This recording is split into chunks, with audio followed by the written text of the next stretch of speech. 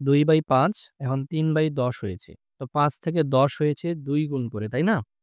এটার সাথে 2 গুণ করে 10 হয়েছে। তো এখানের সাথে 2 গুণ করলে তো 4 হওয়ার কথা। তাহলে তো এটা হয়নি, নিয়ম মানে নাই। তার মানে এটা সমতুল নয়। সমতুল নয়। তাহলে দেখো 2 থেকে 6 হয়েছে। তার মানে 3 গুণ করা হয়েছে এখানে। তাহলে এখানেও 3 গুণ হবে। তাহলে ৩ সাথে ২১, তার মানে এটা সমতুল।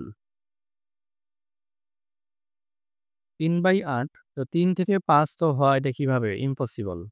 কোনোভাবেই সম্ভব না। কারণ এমন কিছু একটা জিনিস এর সাথে গুণ করেই তো ৫ হওয়া লাগবে না? তাহলে এটা সমতুল নয়। সহজ কথা। এতদূর যাওয়ারই দরকার নাই।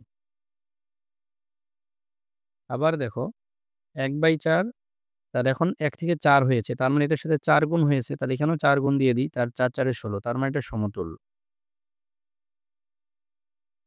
এরপর এখন দেখো ৩/৮, তাহলে ৩ এর সাথে ২ গুণ করে কি হয়েছে? ৬ হয়েছে। তাহলে এখানে আমরা ২ গুণ দিই ১৬, তার মানে এটা সমতুল নয়। সমতুল নয়। তাহলে ১ থেকে ৩ হয়েছে, তাই না? তার মানে ৩ গুণ দিয়েছি। তাহলে এখানেও ৩ গুণ দিয়ে ৩ সাথে ২১, তার মানে এটা সমতুল, মিলেছে।